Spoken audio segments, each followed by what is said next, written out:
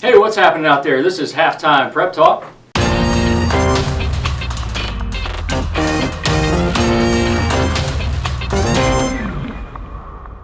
Joined by part-time sports writer Matt Sparks today. I'm Aaron Snyder, sports editor of The Independent. We're glad you're joining us on dailyindependent.com or the Independent's Facebook page, and maybe you're watching on YouTube. Remember, Halftime Prep Talk is sponsored by Fannin Automotive Family.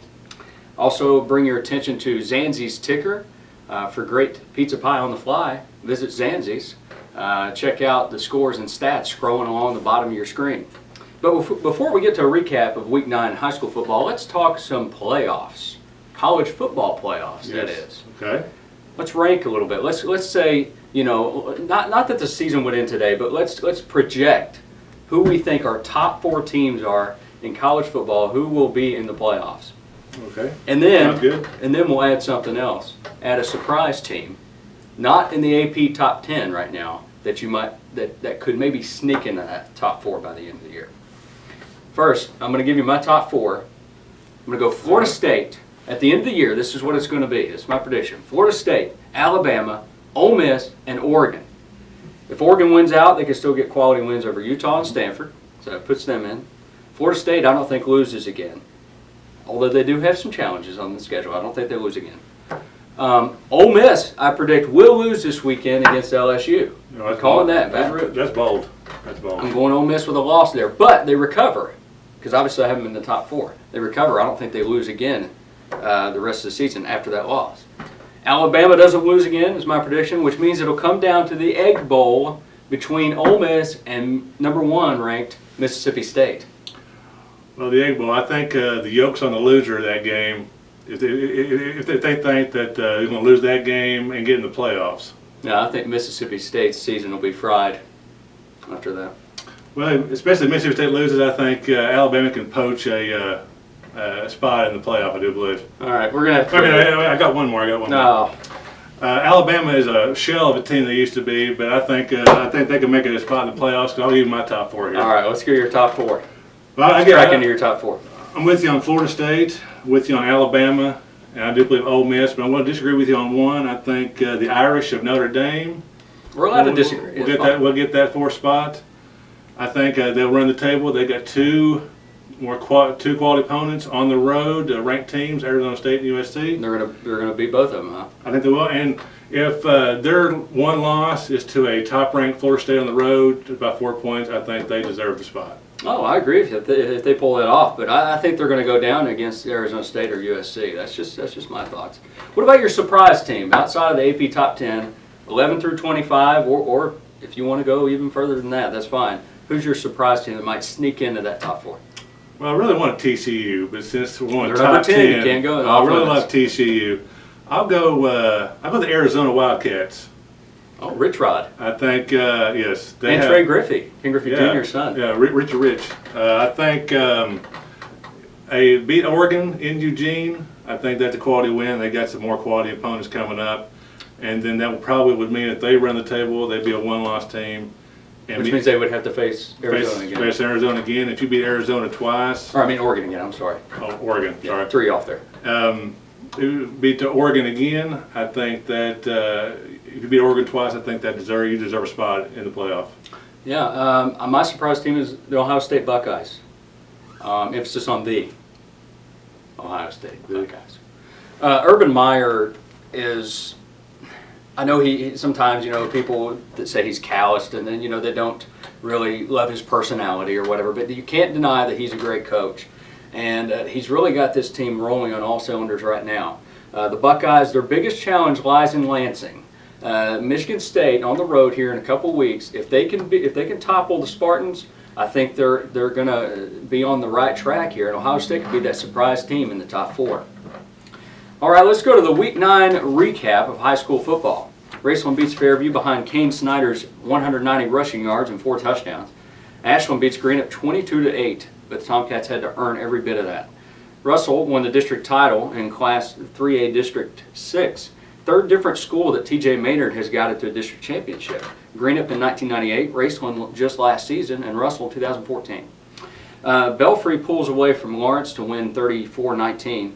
West Carter and Lewis County both fell. So this week's matchup in Vanceburg holds a playoff spot on the line, which brings me to our special guests that I should bring up. Dalton, Stamm, Mason, Thurman, and Josh Hughes will be joining us here in just a little bit from Lewis County, and we'll talk a little bit about that game with the playoff spot on the line. But does that game make it into our top 3 games of the week? The answer is no. Number 3, Greenup County at Boyd County. Postseason implications here as well. Greenup could end up anywhere from the 3 seed to the 5 seed. With a win, they're in the driver's seat for the 3 spot, which will put them on the road at Covcath in the playoffs.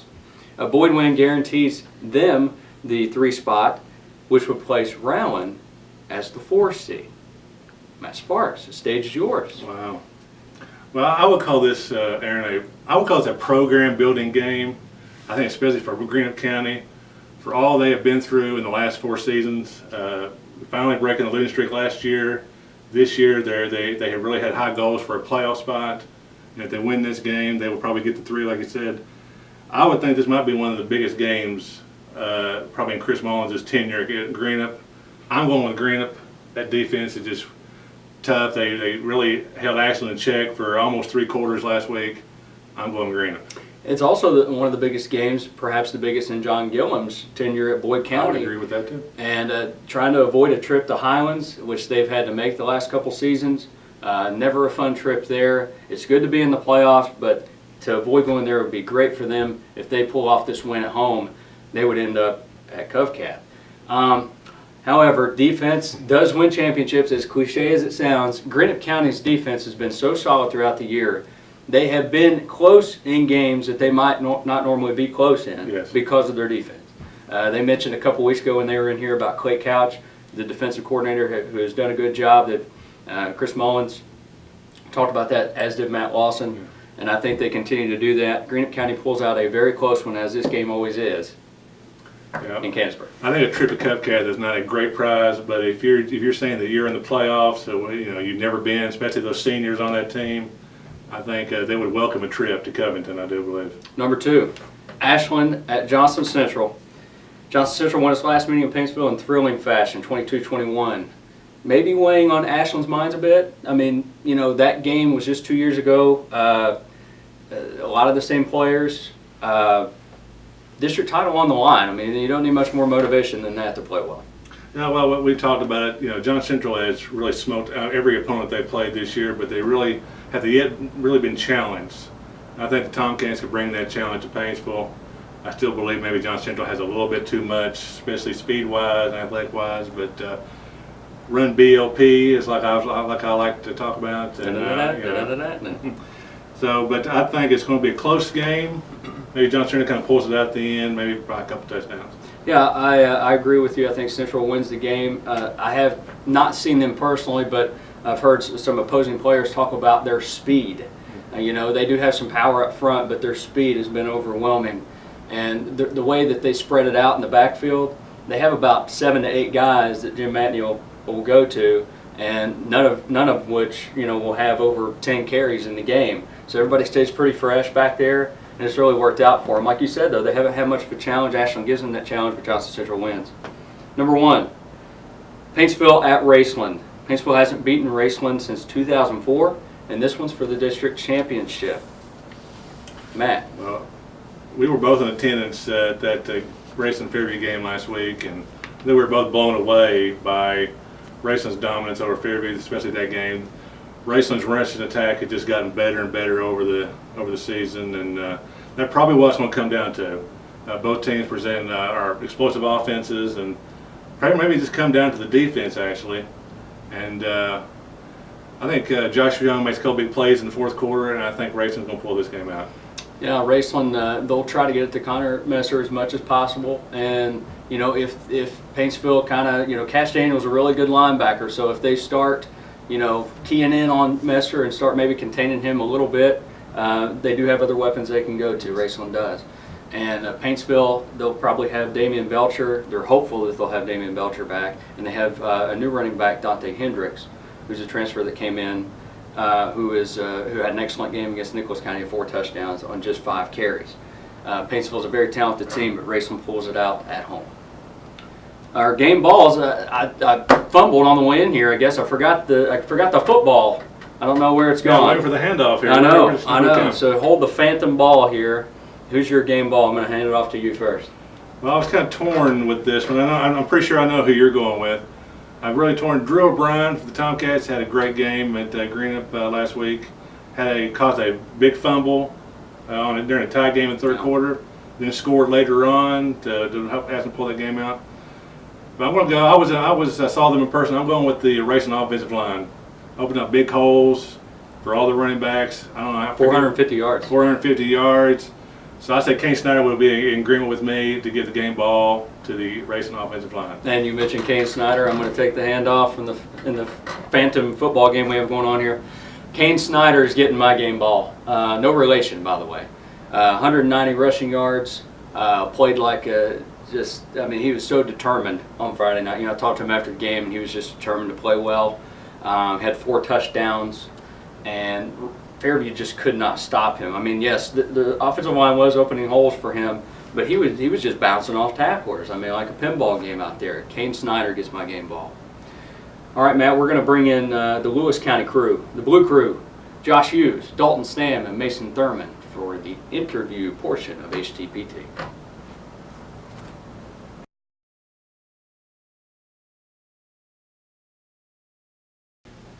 We're going to welcome in Josh Hughes, Lewis County's head football coach, here to HTPT. Coach Hughes, thanks for coming down. Thanks for having me. Good to have you. You've been Lewis County's coach since 2008. How are you a different coach now than you were then? Yeah, I think early on you see stuff that you want to change, and sometimes you don't understand why it's difficult to change it. And I think over the last couple of years I've figured out how to prepare them better with the types of kids we have and within the culture that we have. And of course you want everything to get better. You want the culture to improve, but the football stuff and the personal relationships, I worried more about that the last couple of years, and I think it's helped our kids quite a bit. You got a big game coming up Friday with West Carter. That's at home. Playoff spot is at stake. You guys haven't missed out on the postseason since 2010, so how can you prevent that from happening this year? I think we have to have 4 quarters. We haven't really done a good job of that all year. Even in some of our wins, we've struggled here and there. Whether it be starting off the game slow or maybe having the third quarter bad. Against East Carter, for example. We have to play 4 quarters, and we have to really control their speed.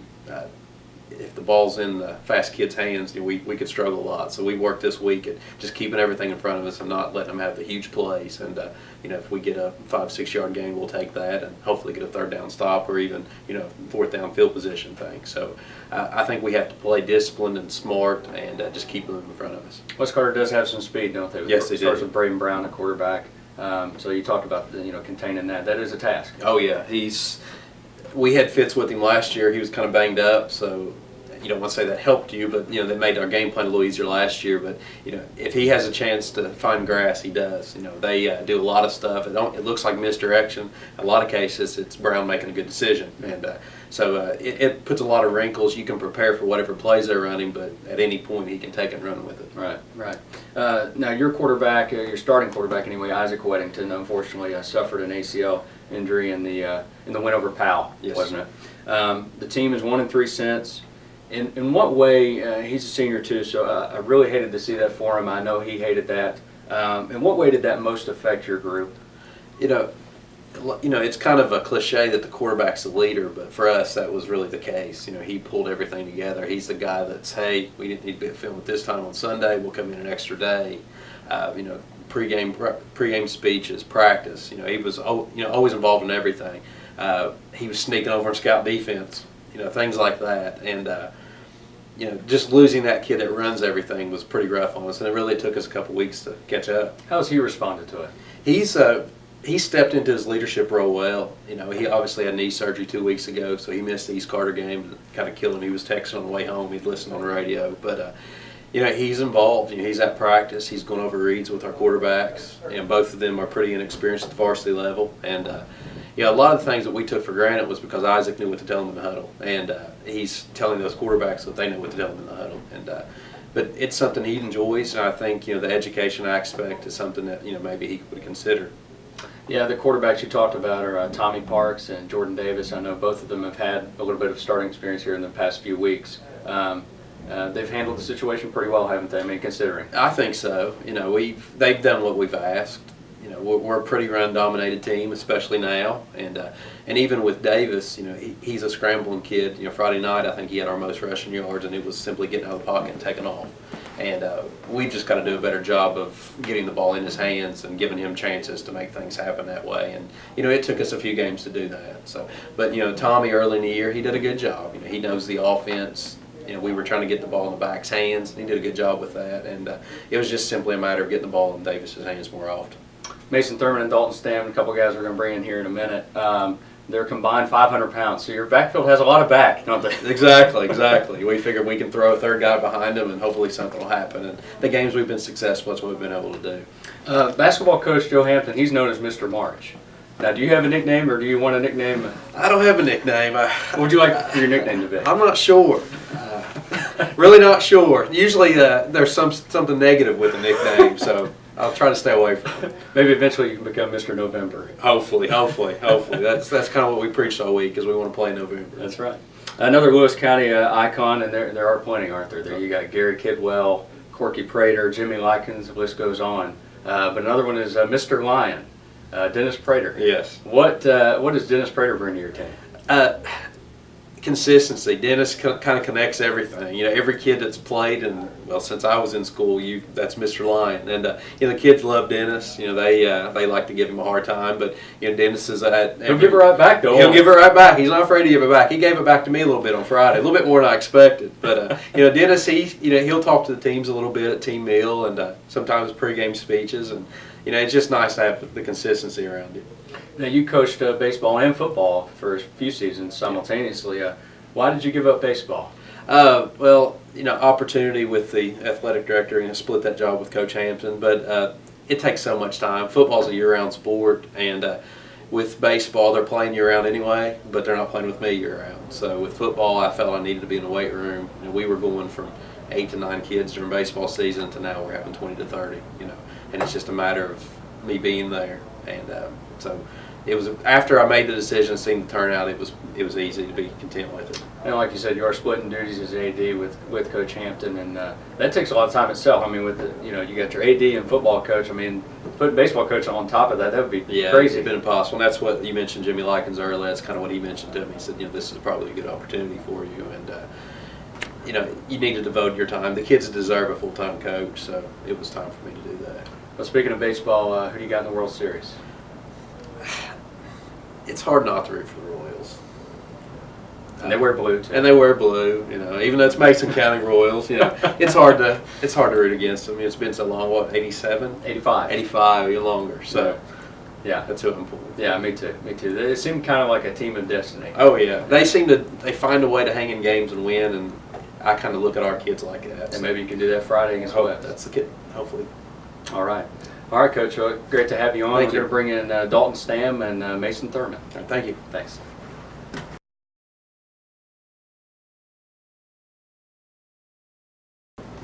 Dalton Stamm joins us on the HTPT set, the senior Lewis County Lion, running back and defensive lineman. How many years have you started now, Dalton? 4 years. 4-year starter.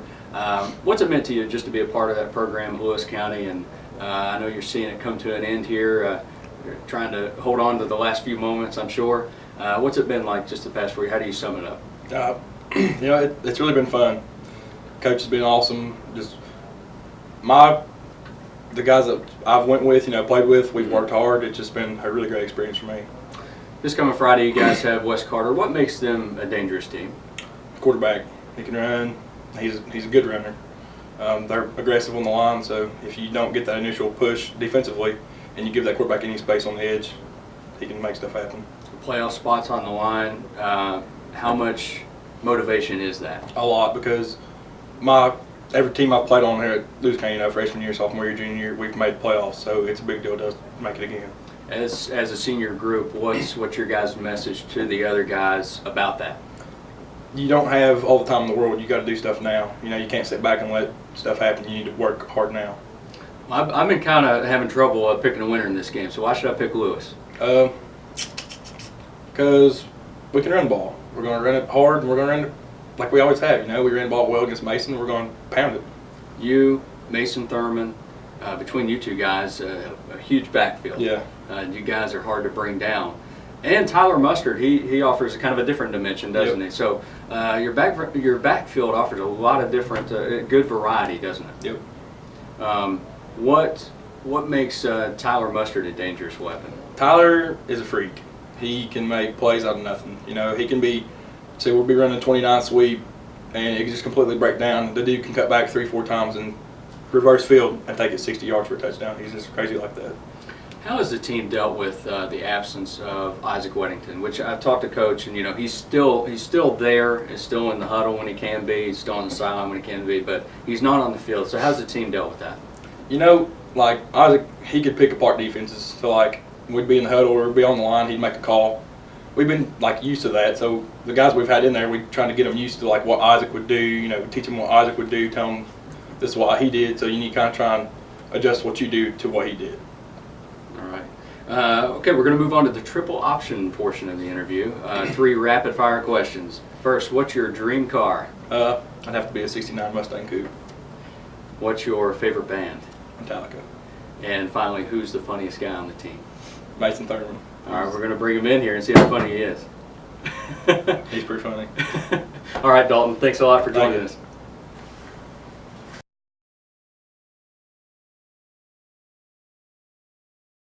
All right, we're bringing in Mason Thurman on the HTPT set, following up Dalton Stamm. So, Mason, it's good to have you. Yep, thank you. Your position on the team for Lewis County, you've been a starter for 4 years now, running back and also defensive lineman. You went from defensive end to defensive tackle. What was that switch like, going from end to tackle? It was fun. You just, you a lot more, your head up. You got the outside to move. It's just physical. It's a lot more physical, but I like it. Is there anybody you model your running style after? Not really. I was just at practice. I'm just told to run through them, not around them. And you've always done that, haven't Yeah. you? It's kind of, I know it's tough for defenses to bring, between you and Dalton Stamm, I mean, you guys are pretty tough to bring down, aren't you? Yeah, I hope so. That's the point, We've done all right so far this year. You guys got a big game against West, and I asked Dalton about this too. With the playoffs spot at stake, there's really not much extra motivation you need, is there? No. I mean, it's all or nothing for us. And I know you guys haven't missed the playoffs since you've been a freshman. It's our freshman year, it's every year. He said as seniors, you guys are kind of telling some of the younger guys, hey, listen, it's the time is now. Yeah. I mean, when as you're growing, as you're coming up through high school, you think, well, I got next year. But now we're in a position, this is all we, this might be our last game we ever play, so we gotta come out and play our best against West. A lot of big guys on this team. Who on the team can eat the most in one sitting? Dalton. We could be eating, and whatever we have left over, he's like, hey, give me that, give me that, give me that. He can eat all day. What's the most you've seen him eat? We at B-Dubs, he ate about like 50 or 60 wings one time. It was ridiculous. Really? Yeah. Does he like the hot ones or?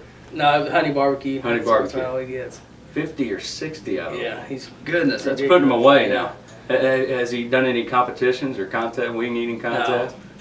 You probably bet on him though if he was in one, right? I hate to be his mom, though, have to pay for his meal. That's all I say. Lewis County, I always thought they had great fans. The Blue Crew travels well. Yeah. Several different sports. They're pretty faithful fans. So, what do you have to say about the Lewis County fans?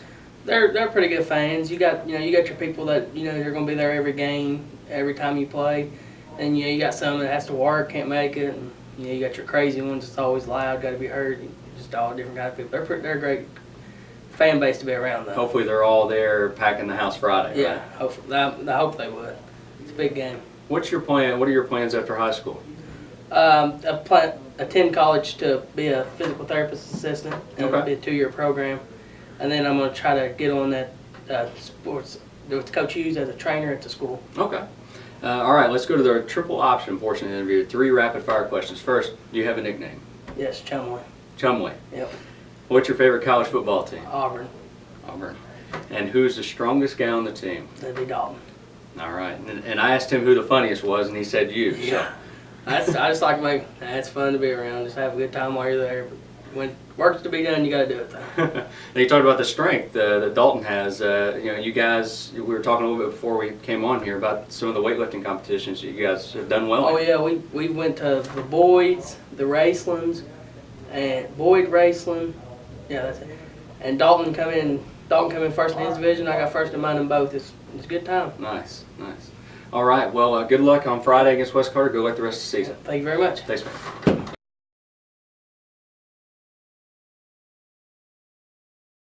Bringing back Matt Sparks here on the HTPT set. Let's talk about a little bit of region soccer. Championships are tonight. We got the girls going at it in Ashland, the boys at Bath County.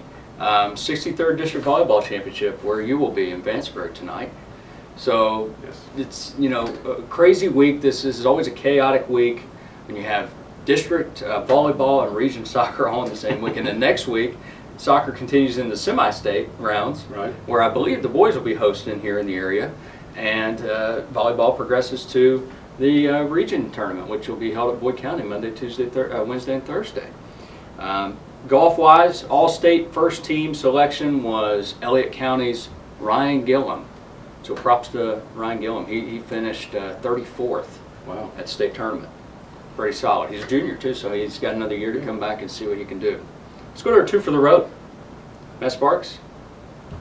Well, if anybody who follows me on Twitter probably realized that the Marshall quarterback had quite a weekend last weekend, Rakeem Cato. He set the NCAA record for consecutive games with a touchdown pass with 39, broke Russell Wilson's record from the Seahawks. Journey is used a lot in sports, and sometimes I think overused. But I think in Cato's case, I think it's probably right to call it that. His mom died when he was young. Dad spent most of his childhood in prison. Was raised by his 18-year-old sister. So, and it was really great to see him break the record in his hometown of Miami at a school he was originally committed to in Florida International. And the field, he was really committed to that team, and the field is only 15 miles from where he grew up. So What a great story. it was a great moment. Too bad there was no one in the stadium to see it. I think there was more Marshall fans I know, there. I saw that. It was homecoming for them. They had a ranked team in their home field. It was kind of surprising. I guess everybody's at South Beach, I guess, doing whatever they do down in Miami. But Rakeem Cato had quite a day. Having the umbrella drinks and everything, just Exactly. hanging out on South Beach. Okay, my one for the road is going to be Tubby Smith, who might need to stay off the road. 63-year-old coach fell off the motorcycle trying to impersonate the character Shaft during Texas Tech's Midnight Madness event last Friday. He's trying to be cool and be hip, but he almost broke his hip. Tubby, let's just hope for him and the rest of the Red Raiders they have better luck turning the corner on the court this season. Nice. They were 14-18 last year. All right, I want to mention Let's Talk Sports, the show on WLGC hosted by Jim Forrest. I'm going to be on there with him tonight, every Thursday night at 7 o'clock. You can tune in to WLGC 105.7. Jim Forrest and those guys do a pretty good job with Let's Talk Sports. You get a little It's free, always you entertaining. get a little good Mexican food too at the same time. Yeah, I get some Mexican food. There's always a plus there. Yes. Want to thank Lewis County guests Josh Hughes, Dalton Stamm, and Mason Thurman. We had the strongest guy from Lewis County's football team and the funniest guy here today. I didn't even know that coming in. It was a nice Oh. surprise. Did you see those guys? They're hard to bring. Yeah, They would be hard to bring down. I saw them as we were entering the studio here. They are two big guys. I can't believe anybody could tackle those I guys. know it. It's going to be a challenge for West Carter on Friday. All right, again, Halftime Prep Talk is sponsored by Fannin Automotive Family. From Matt Sparks, I'm Aaron Snyder. We'll see you again next week.